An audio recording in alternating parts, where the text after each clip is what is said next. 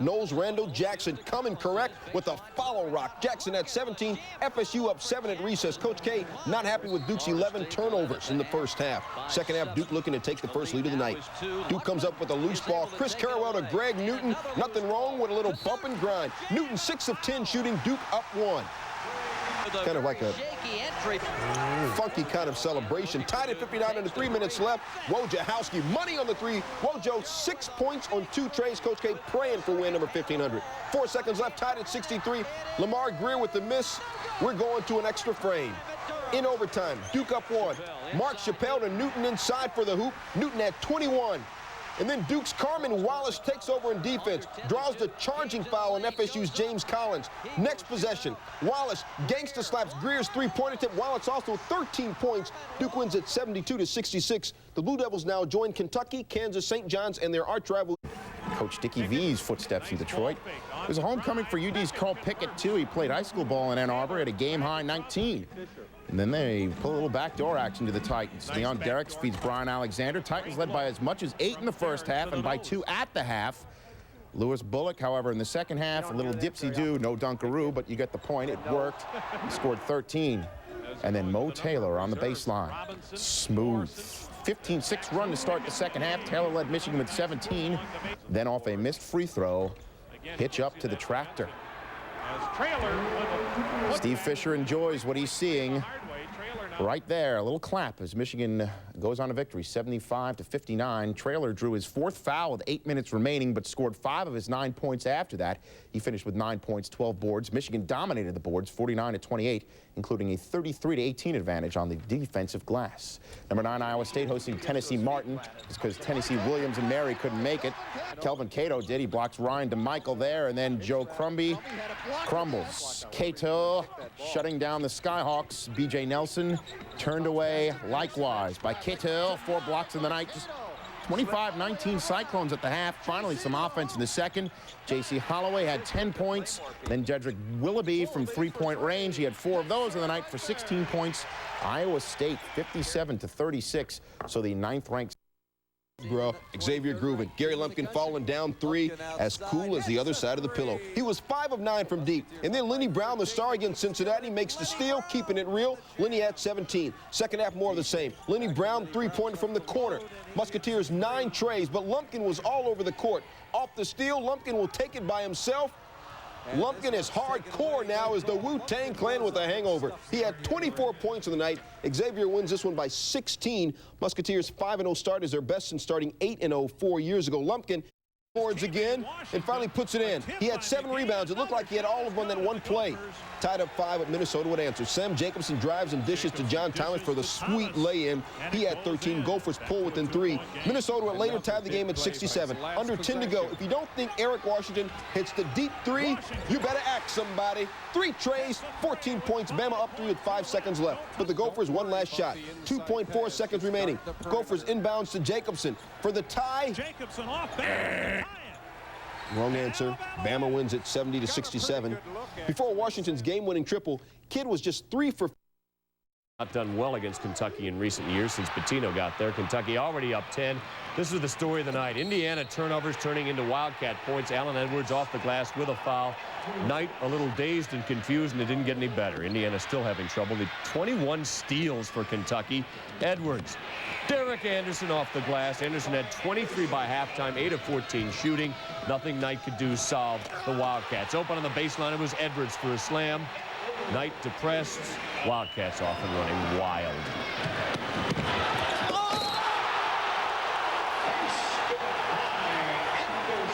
Kentucky danced all over the 8th-ranked Hoosiers. Anderson finished with 30. It's the 32-year-old is filling in for Jim Herrick.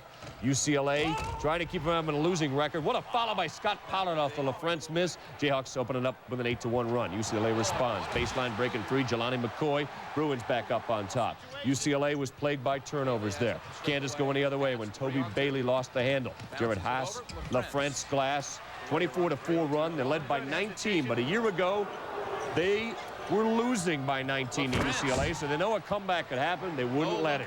LaFrance had a career-high 31. Kansas beats UCLA in their own building, 96-83. Their first half, all Utah. Keith Van Horn with the three. Nice pivot down low. That's why Van Horn is one of the top 5 players in the country. At 14 at the half. They were up by 11 on the Wildcats. Then they got sloppy. Van Horn stripped by Jason Terry. He'll fly the other way for Bennett Davison. Arizona draws within 4, and they had more. Davison this time will get the steal. Again, Van Horn sloppy. This is to Michael Dickerson. Scrambles, gathers, got it. 20-5 run to tie the game at 55, and they just kept on coming. Terry with another steal. Utah had 22 turnovers in this game. The dunk, the foul, he finishes with 19 points. Arizona comes all the way back to win it 69-61. The Wolfpack by 9. Then in the second half, Duncan on the baseline. He had 13 points. Duncan. Now they're up by a dozen. Tony Rutland. With them collapsing on Rutland, nobody there. Drains the three, 16-3 run. Duncan adds 20 rebounds to his effort. They win it by 12 down Tobacco Road. Thompson gets the ball back, but, you know, he's not going to get the shot off in time in the basket. Impressive, but it doesn't count, so it's still tied. Good praying work. I don't know, one last chance. Rashid Bey getting the ball in the inbounds, drives the paint, and then dish to Terrell Myers, who hits the game-winning three, and that's what I'd call an exciting finish. St. Joe's with the upset, beating Tulsa. Spine-tingling action as St. Donnell Williams hits the running jumper. Seton Hall leads by 2. Vontigo Cummings drives. No. Yes. And he's fouled. We're tied at 51. 4 seconds to go. Lavelle Sanders drives. No. Williams. Yes. Ball game. Seton Hall 53-51. Williams, who is from Jersey City, admitted he was not the first or even the second option on the play. He scored 14 in Friday night's win over Fordham. Pitt slips to 1-4. The Maryland Terrapins stay unbeaten thanks to the profit margin. Watch Robert here. Beautiful slam. Yeah! Boing! That's what happens when you do that. Michigan would trail by as many as a dozen. Leading 61-55, Trajan Langdon runs over Traylor for the charge. Shot clock, McLeod for the three, no good. Shot clock winding down. Here's Langdon for 3. And Michigan is rallying from 10 minutes to go on, down 61-58 in the final minute. Maceo Bastion. Suddenly Michigan down by just 1. The next Duke possession. Here's Langdon talking to McLeod. Hey, McLeod. Instead, the pass goes right to Bastion. 10 seconds left, Michigan's chance. Incoming, it's the tractor. He had 15 points. Michigan leads by 1. So Duke plans out the final attack. Put a ball through a hoop somewhere. Langdon brings it down, gets it to Jeff Capel. As the shot clock and the game clock run down, Capel, no shot, no clock, no time. And the horn got stuck, too. Michigan scores the final 9 and 16 of the last 19. The Wolverines are 5-0. The Blue Devils. Top 25 teams. Mike Bibby's got the tattoo going. He said he's headed to the NBA and may come after 1 year. He's the fabulous freshman. Chris Clack went right by them all and jammed it home left end, and Clack had 23 in the game. Texas within 1 at the break. Bibby gets the steal. He set a school record with 8 swipes on the night, goes all the way in and banks it. They forced 27 turnovers.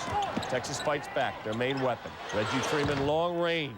But he would foul out of the game and was off on the shooting. Had 16. Texas still in it. Arizona had the answer. Bennett Davison. Oh, what a follow with a two-handed force. He had a dozen, but the big force was Michael Dickerson.